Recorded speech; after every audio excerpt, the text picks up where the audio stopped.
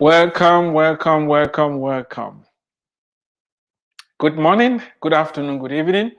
Whatever time of the day you're listening to this broadcast, this is Dr. Eric Tangu Monkem with iemappraoch, where we inspire, equip, and motivate people to discover God's great potential in them, develop that potential, and deploy it. I want to thank you so much for joining us. It's a pleasure that out of all the thousands of channels out there, you've decided to tune in into this one. Or if you're watching after the live broadcast, there is a lot of other content you could have been consuming. But if you decided to stop by, I want to appreciate it and thank you so much for doing that.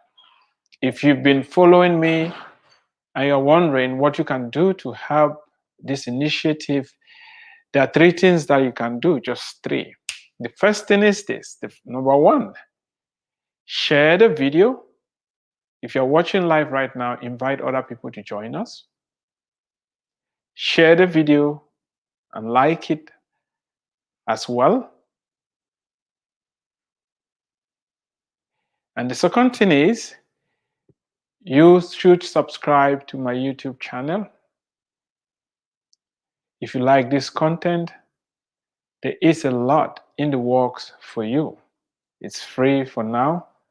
My hope is that you're going to be inspired, you'll be motivated, and you will be able to develop yourself and reach your full potential. That is what is motivating me. That is what is driving me. The third thing you can do is to get a copy of this book, Racism, Where is Your Sting? A provocative look at the beginning and the end of racism. I say it's a provocative look because I don't expect the message in the book to be politically correct. I'm not representing anybody. I've not been asked by anybody to do this. I'm not doing it for anybody. What prompted me is the fact that our society is being torn apart and people are being made to believe a lie. We're going to be touching today on the power of belief and the influence of information. That is why we must change the narrative. We must provide an alternative. We are not at the mercy of racism. We are not at the mercy of other people's expectations of us. We are not at the mercy of what people think about us. We are not at the mercy of what people say to us. We are not at the mercy of what people believe about us. We are not at the mercy of what people believe about us.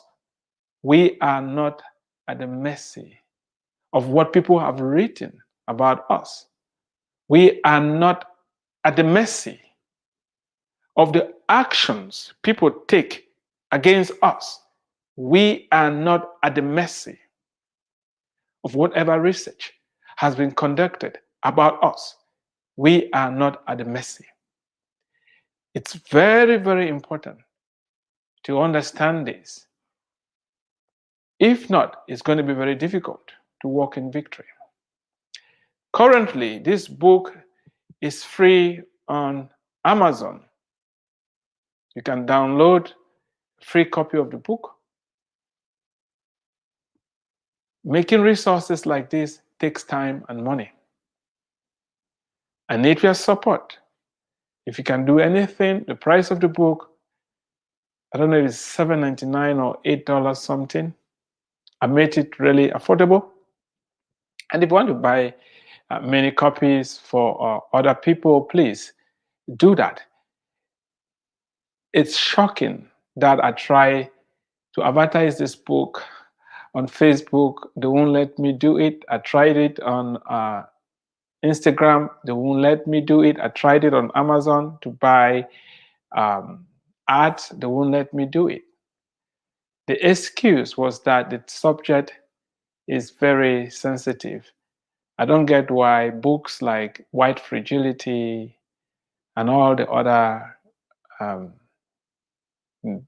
books have been allowed to be advertised, and a positive message, a message of hope like this one, they won't allow it to be advertised. You can help me spread the word. We're not going to allow Facebook or YouTube or whoever to stop us from bringing a message of hope. If you're listening to me, you may be saying, oh, this racism of a thing again, come on. Why are you talking about racism? It's a dead horse. Maybe you're right. Maybe you're tired of hearing it. However, when you turn on the TV, you are bombarded with racism, racism, racism. But if you ask many people to define what racism is, you're going to be shocked. The definition they're going to give you. We are going to define racism very soon. Stay with me. Maybe sometime next week, we'll get into the definition. I decided to slowly walk through this, to lay down a groundwork on my vantage point. I'm coming from a certain angle. And this first series of broadcasts, I will keep reiterating where I'm coming from, because I don't want to be misunderstood, although I have already been misunderstood. I've been called names, such as Uncle Tom. Some people expect me to be angry and bitter and resentful. What's wrong with you? Why should I be angry and bitter and resentful? And some people say, oh, you are oppressed. And you don't know. Really, do I look oppressed to you? Do I look oppressed to you? Came to the United States of America with a single suitcase at minus $6,000. No scholarships, no promises of anything. Now you're wondering, why did I show up in the first place? What prompted me to take this type of move? Because I sat in a meeting, a geologic meeting, and as I was listening to the presentations, the Holy Spirit spoke to me. Yes, I believe in God. I believe that Jesus is alive and that God speaks to us when He wills, and that God is personal. He's not just an abstract grandfather with a long beard sitting up in the skies waiting to whoop us when we do wrong. No. God is involved in our lives. How else can we explain how I got here? That I got lucky? I don't believe in luck. I'm laying down. The room is a little cold here.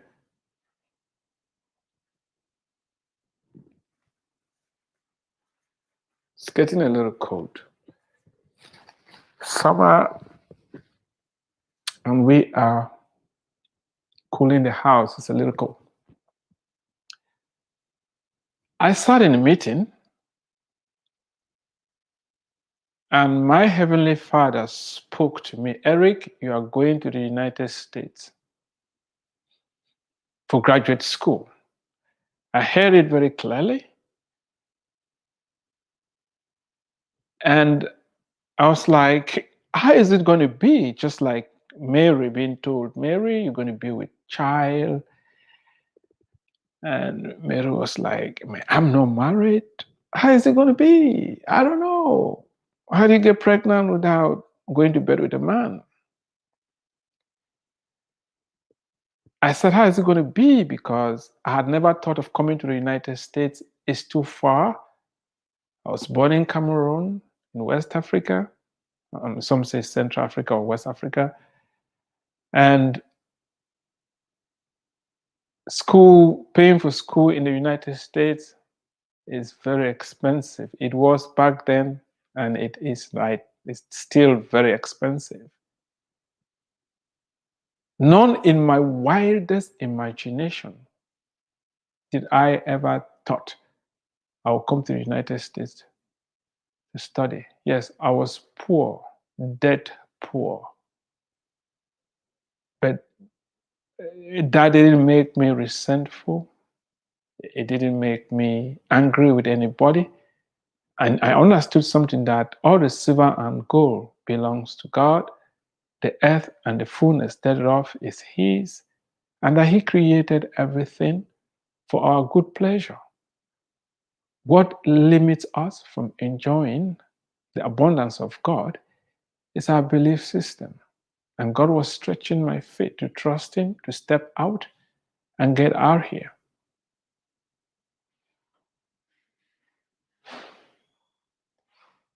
That is how I was able to come to the United States for graduate school, believing that God was going to provide and see me through school.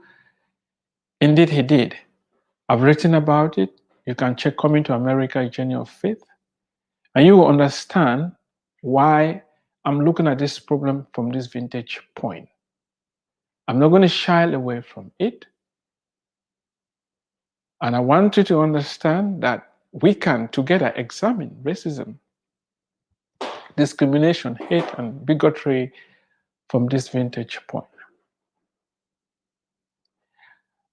I'm not here trying to score any points with anybody. I'm just here to say there is hope. Racism is dead. Racism is toothless. Racism is not this monster that is impossible to defeat. You know, there's no such thing as a racist gene. Nobody is born a racist. It is a learned behavior. And that is why there is hope that we can unlearn that. And beneath racism is something more sinister.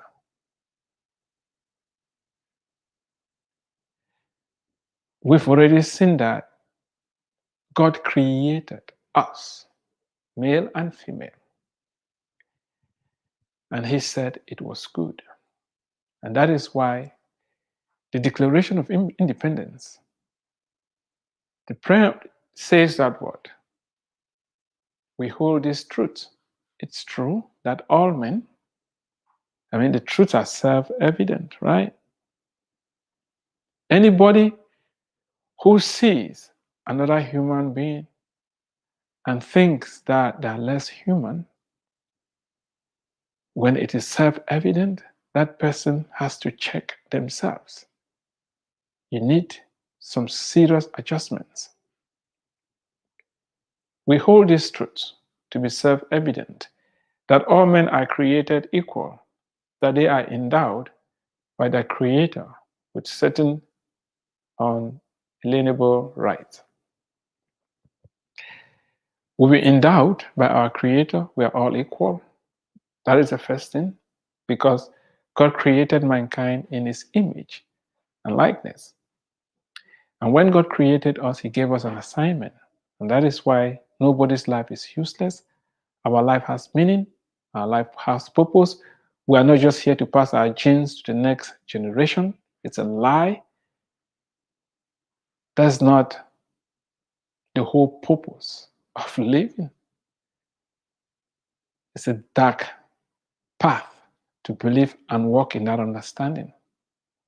I already said, if the whole purpose of us being created was to just pass our genes to the next generation, if it was just for survival, if it's just survival of the fittest, then whatever has to be done to survive is justifiable, isn't it? Unfortunately, people want to eat their cake and have it at the same time. You cannot teach people that it's all about survival, and you try to teach them to treat each other right. How do you know what is right and what is wrong? And what is the purpose of right and wrong if the ultimate is survival.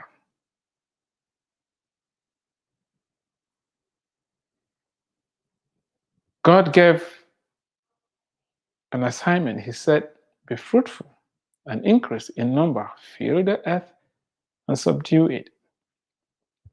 Rule over the fish, the sea, and the birds in the sky, and over every living creature that moves on the ground. God said, have dominion. It's the very first commandment, it's the very first assignment. Have dominion, rule. I was listening to somebody yesterday and he was talking about the number of people that die in the Mediterranean Sea each year. And what is very shocking is that the traffic is only moving towards one direction. You guess what direction is moving? People are leaving the Middle East, some from Africa, moving towards Europe. And what is driving them? Looking for better opportunities. Most of the traffic is going towards Europe. And what is it about the European countries that people are moving towards that direction? Industries.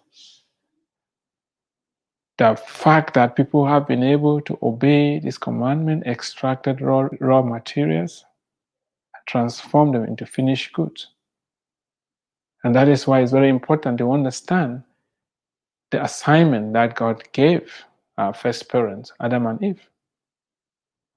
Yesterday we saw that there was harmony between God, harmony between man and woman, and everything was going very well.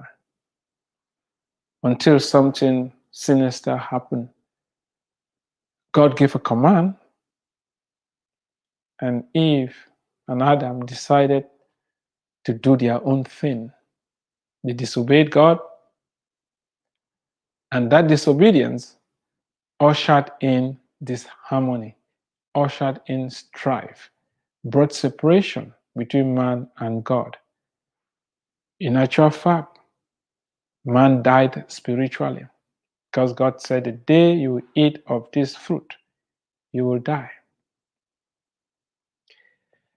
Because of this disobedience, corruption was introduced. The rest of our discussion is going to be centered around this corruption and how it corrupted our senses and how these senses have impacted how we interact and view each other. So today I'm going to touch on corruption of the senses. The five physical senses of vision, that is seeing, hearing, smelling, taste, and touch, right? Vision, hearing, smell, taste, and touch have been given to us to enjoy the physical environment. But they are a pathway to our minds and eventually our subconscious mind. Our five senses, we gather information through our five senses. What we see, what we hear, what we taste, what we smell,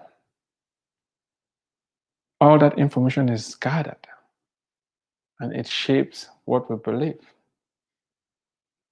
That is why I'm going to keep pounding and pounding on what we believe, because what we believe determines our actions, and our actions determine the outcome of our lives.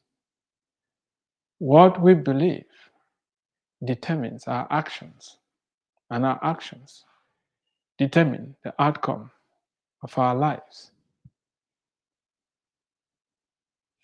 Why are you believing that you are superior? It's going to make you act with impunity. We are interacting with those you think that are inferior to you. What makes you think you're superior? Is it the information that has been fed to you by your parents, by your society, by what you read? Is that what is making you to believe that you are better, you are more of a human being than other people? You know, our core belief system will eventually manifest itself through the actions we take. Do you believe that you are more than other people? When it is self-evident, this truth is self-evident that all men are created equal. And for you who thinks you are inferior, who is suffering from inferiority complex, somebody says, oh, yeah, because your skin is darker. This is not an American problem. Go to India, go to Africa, where those that have lighter skin, more value is placed on them. Why? When somebody wants to get married in some settings, if the woman is lighter, the bride price is higher. Why are skin lightening creams a hot item in India and in some African countries? Why do men and women find it attractive to bleach their skin and become lighter? What is driving them to do that? Is it not a faulty belief system that your skin color has something to do with your wealth? The lighter you are, the more valuable you are? Why are you believing a lie? Melanin has a very important function. If you've never heard, I want you to hear me today clearly. Melanin, the pigmentation that makes our skin dark, not black, dark, has a very important function. Don't let anybody brainwash you to hate the protective, the natural sunscreen that your creator gave you to protect your skin from cancer. Why are you doing that? Why do you use chemicals to ruin your skin? Do you know the skin is the largest organ? And those chemicals will impact your health negatively? There are some of you wishing that you were never born in a particular continent. And unfortunately today, there is this move to perpetuate so-called white guilt. Come on, people. Come on, people. Really? That because somebody is having less melanin in their skin, they are somehow guilty of the conflicts that we have interacting with one another? This is a lie from the pit of hell. It is a lie. Don't believe it. Don't believe it. The corruption of the senses as we are going to see, has brought us to where we are right now. When Eve, you're going to see how Eve corrupted the five senses.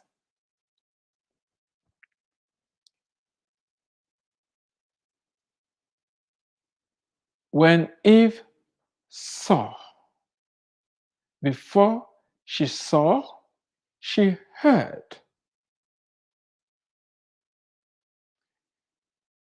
She heard from the serpent. The information that she heard counteracted the information that God had given her. What are you hearing? What are you listening to? We are going to be looking at the role of mass media in the promotion of racism and divisions among us. What TV stations are you listening to? What radio station are you listening to? What books are you reading? Where is your source of information? What is getting into your ears? Eve decided to listen to the devil. If she did not listen to the devil, she wouldn't have reconsidered taking a second look at the fruit. We are told she heard. Then she took a look at the forbidden fruit. What did she see? We are told that what she saw was a delicious fruit. She started salivating, just thinking about the deliciousness of eating that fruit. And she was also thinking about how it was going to feel having knowledge and becoming like God. Yes, are you seeing the interplay of the senses? Maybe she also smelled the fruit was ripe. She was supposed to pick the aroma in the air. Wow. She heard. She reached out, took an action by touching the fruit, taking it and eating it. This whole debacle would have been stopped if Eve prevented the wrong information from getting into her. And that is why part of what I'm trying to achieve with you is that the information you believe about yourself, there are only two types of people who propagate racism.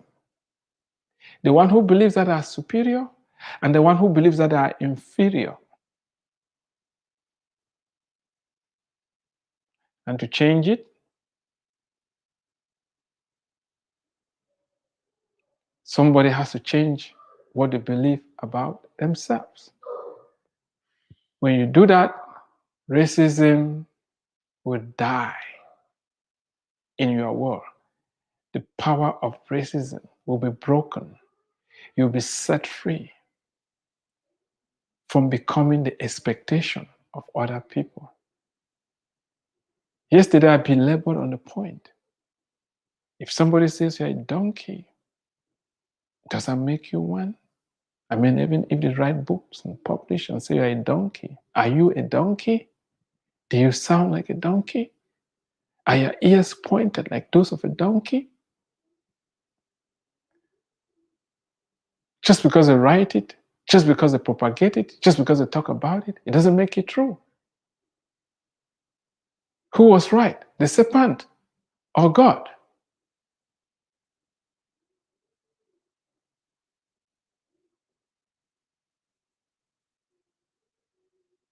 These days, people just come up with all sorts of things. Oh, critical race theory. We're going to touch on that.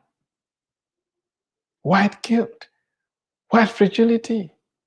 Yada, yada, yada. We are all created equal. Nobody needs another person to validate them. Let me say that again. Nobody needs another person to validate them. In Christ, there's neither Jew, nor Gentile, neither male, nor female. We are one. That is the information you should be believing. Everybody should be operating from that. If you were raised and told that, oh, because you look a certain way, you sound a certain way, you are better than other people, it's time for you to renew your mind and be transformed by renewing your mind with the truth that we are all equal. And if you were raised and taught that, oh, because you look in a certain way, you talk in a certain way, you are inferior, you are subservient, it's time for you also to be transformed by the renewal of your mind and believe the truth. Don't believe the lie. It's a choice that each individual has to make. Laws are good, but laws don't change people's hearts. When it comes to us interacting as individuals, this is a personal call. Are you willing to take the challenge, to believe the truth, and walk in the truth, and speak the truth? There is zero scientific basis of dividing people based upon the amount of pigmentation in their skin. It's baseless. And the sooner people rise up and believe that, the better for us. The five senses were given for us to enjoy God's creation. Unfortunately, immediately Adam and Eve disobeyed God. Using those same five senses, they became corrupted. In our next broadcast, we will be focusing on how the consequences of this corruption of the five senses. Is it not seeing that we see people, some that have darker skin, some have lighter skin? It's our eyes, isn't it? When we see it, what do we see? Based upon the corruption that was introduced because of the sin of Adam and Eve, we no longer see God's perfection in people. No, we see color. We discriminate. We hate. We look down. We talk down. Our five senses were given for us as a tool to enjoy that which God has made. Unfortunately, the sin of Adam and Eve corrupted those five senses. Tomorrow, we are going to focus on the consequences of this corruption and how it is made manifest.